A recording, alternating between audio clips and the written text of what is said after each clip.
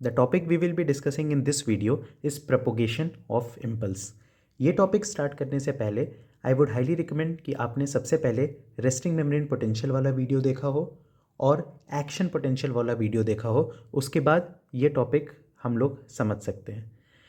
ये topic start करने से पहले मैं उन दोनों वीडियोस से रिलेटेड एक क्वेश्चन पूछना चाहूँगा वीडियो के स्टार्टिंग में, जिसका आंसर मैं वीडियो के एंड में दे दूँगा।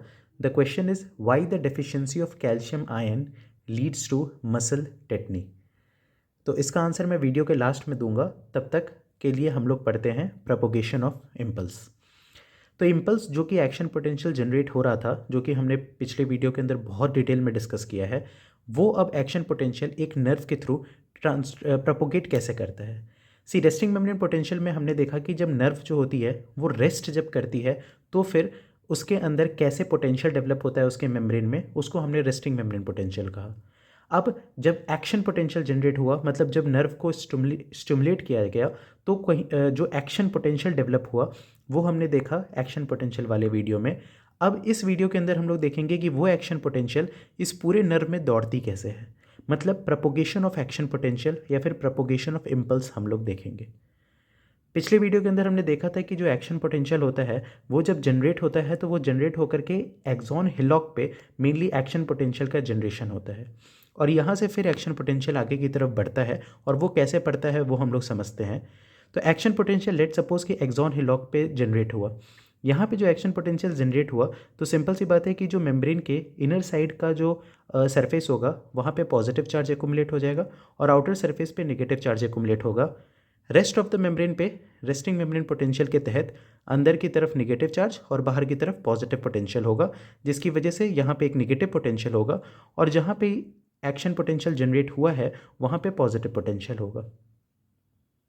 अब यहाँ पे पॉजिटिव पोटेंशियल होने का रीज़न होता है सोडियम का इन्फ्लक्स और सोडियम का इन्फ्लक्स। हमें पता था कि जब हमने डीपोलराइजेशन फेज देखते हैं तो डीपोलराइजेशन का मेन रीज़न ही होता है सोडियम का इन्फ्लक्स। तो यहाँ पे पक्का सोडियम का इन्फ्लक्स हुआ है, जिस वजह से यहाँ पे पॉजिटिव चार्ज बहुत ज़्यादा एकुमुलेट हो गया है। अगर यहाँ पॉजिटिव चार्ज बहुत ज़्यादा है और ये नेगेटिव रीज़न है तो ऑब्वियस सी बात है कि पॉजिटिव चार्ज अब नेगेटिव की तरफ जाएगा अलोंग इट्स इलेक्ट्रिकल ग्रेडियंट। तो इलेक्ट्रिकल ग्रेडियंट के अलोंग ये सोडियम जो है वो अपने पॉजिटिव हाई पॉजिटिव रीजन से नेगेटिव रीजन की तरफ मूव करता है, और अगर ये इधर मूव करेगा तो ऑब्वियस सी बात है कि इसका चार्ज अब चेंज होगा। तो ये जो पॉजिटिव है वो धीरे धीरे अब नेगेटिव बनता चला जाएगा, और ये जो नेगेटिव है वाला रीजन है वो धीरे धीरे पॉजिटिव बनता चला जाएगा। और ठीक इसका उल्टा होगा बाहर में, जो पॉजिटिव वाला रीजन है वो नेगेटिव बनता चला जाएगा और जो नेगेटिव वाला रीजन है वो पॉजिटिव बनता चला जाएगा। मतलब अब हम लोग कह सकते हैं कि ये सोडियम आयन के ट्रांसफ़र की वजह से एक लोकल करंट सर्किट डेवलप हो चुका है यहाँ पे, जिसकी वजह से अब ये जो एक्शन पोटेंशियल यहाँ पे था वो एक्शन पोटेंशियल शिफ्ट होकर के इस रीजन में आ गया है, जो कि हम लोग को इस डायग्राम में दिख रहा है। अब ये वाला जहाँ पे एक्शन पोटेंशियल पहले था ये वापस रेस्टिंग स्टेट में चला जा चुका है और यहाँ पे एक्शन पोटेंशियल अब आ चुका है। फिर यहाँ पे अगर पॉजिटिव चार्ज अंदर की तरफ आ गया है और इधर की तरफ वंस अगेन नेगेटिव चार्ज ही रहेगा, तो पॉजिटिव आयंस फिर से वही ट्रांसफ़र होंगे, और पॉजिटिव आयन के ट्रांसफ़र होने की वजह से फिर से एक लोकल करंट सर्किट बनेगा, जिस वजह से ये इम्पल्स और आगे ट्रांसमिट होगी। तो इस तरह से ये एक्शन पोटेंशियल या फिर इम्पल्स जो है वो पूरी नर्व मेम्ब्रेन में आगे की तरफ प्रोपोगेट करता है। अब एक क्वेश्चन अराइज हो सकता है कि जब एक्शन पोटेंशियल यहाँ पे था या फिर इम्पल्स यहाँ पे थी तो हम लोग ऐसा क्यों कह रहे हैं कि ये पॉजिटिव चार्ज जो है या फिर ये जो पॉजिटिव आयन है सोडियम वो आगे की तरफ जा कर के ही इम्पल्स को आगे की तरफ ले जा रहा है। हो सकता है कि ये अगर यहाँ पॉजिटिव है और यहाँ पे अभी नेगेटिव बना तो ये पीछे की तरफ भी तो जा सकता है, लेकिन पीछे की तरफ जा कर के ये एक्शन पोटेंशियल जनरेट नहीं कर पाता है। ऐसा इसलिए क्योंकि उस समय यहाँ के जो चैनल्स होते हैं, दैट इज सोडियम चैनल्स होते हैं, वो रिफ्रैक्टरी पीरियड में होते हैं। हमने रिफ्रैक्टरी पीरियड का रीज़न समझा था कि रिफ्रैक्टरी पीरियड का जो रीज़न होता है वो होता है कि जो सोडियम चैनल्स के जो inactive state of the sodium VGCs होते हैं उनको ओपन करना पॉसिबल नहीं होता है। वो इनएक्टिव स्टेट से सबसे पहले क्लोज्ड स्टेट में जाते हैं और फिर वो ओपन स्टेट में जाते हैं, तो इसमें थोड़ा टाइम लगता है, जिस वजह से रिफ्रैक्टरी पीरियड देखने को मिलता है।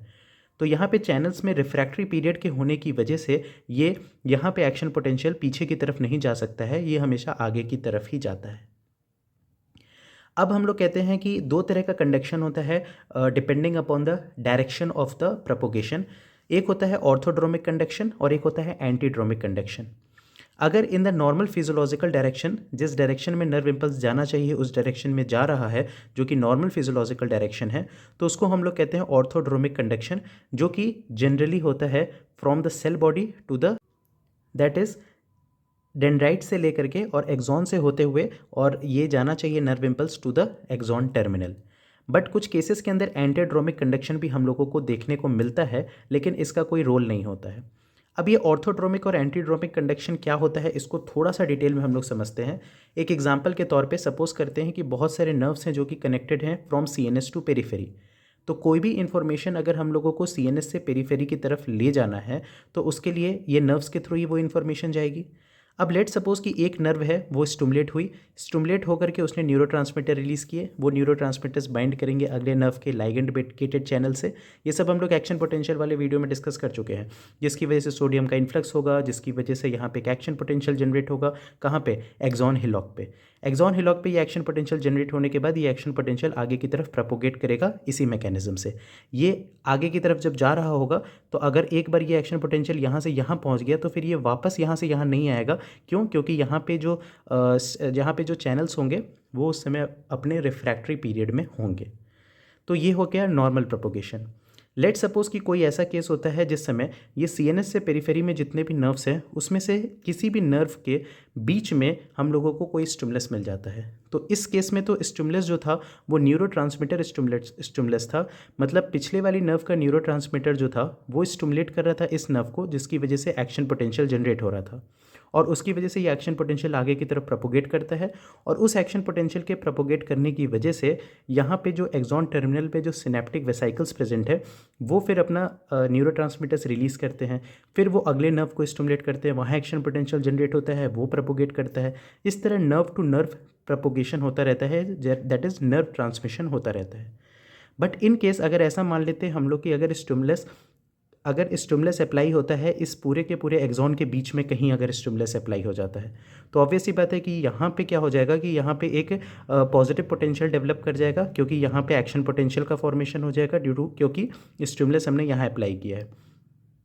अब यहाँ पे अगर एक एक्शन पोटेंशियल का फॉर्मेशन हो जाएगा, दैट इज़ डीपोलराइजेशन अगर हो जाता है यहाँ पे, तो यहाँ से तो सोडियम आयंस दोनों तरफ मूव कर सकते हैं, क्योंकि ये तो पहले से इसके अंदर तो पहले डीपोलराइजेशन आया नहीं था, जिस वजह से ये तो रिफ्रैक्टरी पीरियड में है नहीं। तो यहाँ पे आराम से ये सोडियम आयंस जा करके और इसके अंदर भी एक्शन पोटेंशियल जनरेट कर सकते हैं और इधर भी जनरेट कर सकते हैं। तो ये ट्रांसमिशन जो हो जाएगा वो दोनों तरफ हो सकता है।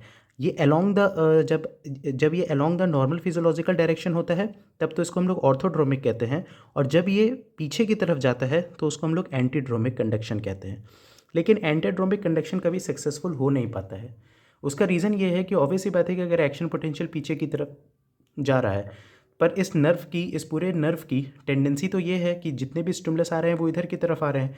कभी किसी कारण से एक स्टिमुलस यहाँ पे पड़ गया, जिस वजह से ये एंटीड्रोमिक कंडक्शन होने लग गया, तो जो बाकी स्टिमुलस आ रहे होते हैं, जो एक्शन पोटेंशियल एक्चुअली में यहाँ पे जो जनरेट हुआ रहता है वो तो इस डायरेक्शन में प्रोपोगेट कर रहा है, तो वो वाला एक्शन पोटेंशियल इस वाले एक्शन पोटेंशियल को कैंसिल कर देता है, जिस वजह से ये एंटीड्रोमिक कंडक्शन कभी सक्सेसफुल नहीं हो पाता है।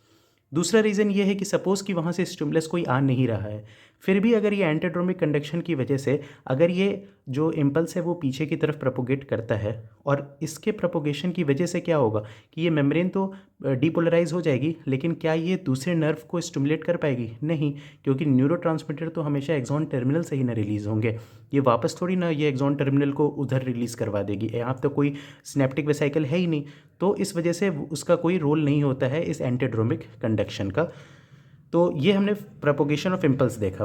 अब हम लोग देखेंगे कि प्रोपोगेशन ऑफ इम्पल्स किसी माइलिनेटेड नर्व फाइबर के अंदर कैसे होती है। सो अब हम लोग देखेंगे propagation of impulse in the myelinated nerve fibre.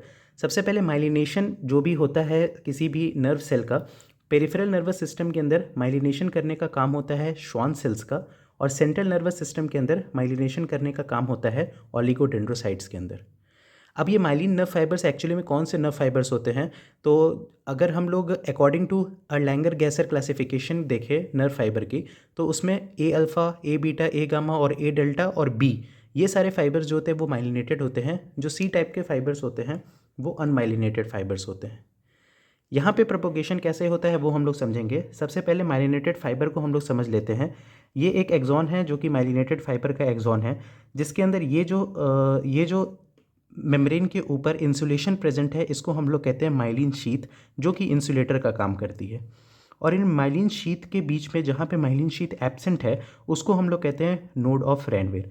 तो ऐसे करके पूरा माइलिन शीथ प्रेजेंट है, कुछ कुछ जगह पे छोड़ करके जो जो जगह पे माइलिन शीथ नहीं प्रेजेंट है उसको हम लोग नोड ऑफ रैनवेयर कहते हैं।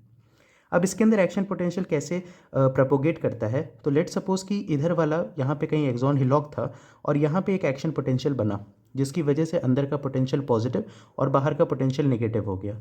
सोडियम आयंस जो होंगे वो पॉजिटिव से नेगेटिव की तरफ मूव करेंगे अलोंग द इलेक्ट्रिकल ग्रेडियंट, जिसकी वजह से ये एक लोकल करंट सर्किट फिर से बन जाएगा। बट अब ये लोकल करंट सर्किट बगल बगल में नहीं बना है, क्योंकि यहाँ पे तो ये बन ही नहीं सकता है, क्योंकि ये जो होता है वो इंसुलेटर का काम करता है। कोई भी करंट सर्किट कहाँ पे बनता है, जहाँ पे इंसुलेशन नहीं होता है। तो यहाँ पे यहाँ पे ये जो नेगेटिव आयन है, ये जो नेगेटिव चार्ज है वो फिर पॉजिटिव हो जाएगा, क्योंकि यहाँ से सोडियम आयन इधर की तरफ आ जाएंगे। तो ये एक लोकल करंट सर्किट बना, फिर ये आगे की तरफ जाएगा, फिर ये और आगे की तरफ जाएगा। तो इस तरह इसका कंडक्शन होता है।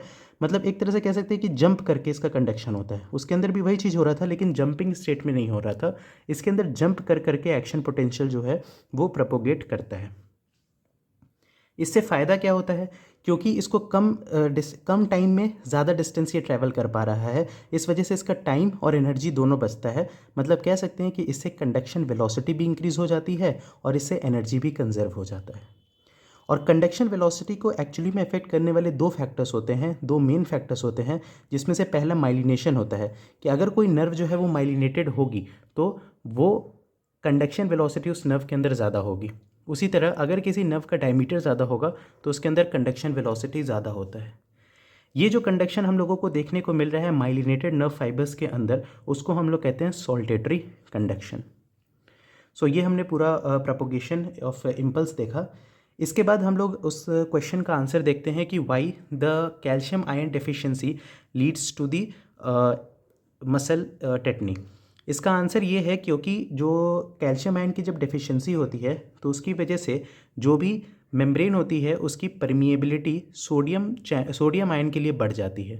अब अगर मेम्ब्रेन परमिएबिलिटी सोडियम आयन के लिए बढ़ जाएगी, लेट सपोज यही एग्जांपल ले लेते हैं, एक नर्व ले लेते हैं कि इस नर्व के आसपास जो भी कैल्शियम आयंस थे उनकी डेफिशिएंसी हो गई। उसकी वजह से क्या होता है कि इस मेम्ब्रेन की परमिएबिलिटी सोडियम आयंस के लिए बढ़ जाती है, जिस वजह से सोडियम का इन्फ्लक्स होने लगता है जब small increase in membrane potential होता है उसी से होने लगता है। मतलब हमने देखा था कि पहले एक थ्रेशोल्ड की ज़रूरत होती थी एक एक्शन पोटेंशियल को एलिसिट करने के लिए। क्यों? क्योंकि सोडियम बीजीसीज को खोलने के लिए हम लोगों को एक थ्रेशोल्ड चाहिए होता था। बट अब क्योंकि सोडियम की परमिएबिलिटी बढ़ गई है इस केस में, तो इसमें क्या होता है कि थ्रेशोल्ड से कम भी स्टिमुलस अगर मिलता है तो भी सारे के सारे सोडियम चैनल खुल जाते हैं और सोडियम का इन्फ्लक्स होने लगता है और डीपोलराइजेशन देखने को मिलता है। तो इस वजह से बहुत ही कम स्टिमुलस जिसको जनरली हमारी बॉडी रिस्पॉन्ड नहीं करती है उसको भी रिस्पॉन्ड करने लगती है हमारे बॉडी के जो नर्व होते हैं और जो मसल्स होते हैं, जिसकी वजह से मसल टेटनी देखने को मिलता है।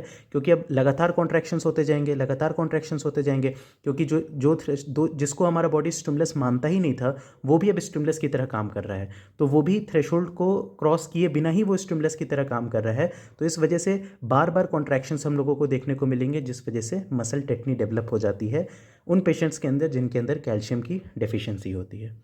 So this was all about this video. If you like this video, please hit the like button, do share with your friends and subscribe our channel. If you want notes for this video or more such videos, message me on my Instagram handle. Link is given in the description below. Thank you.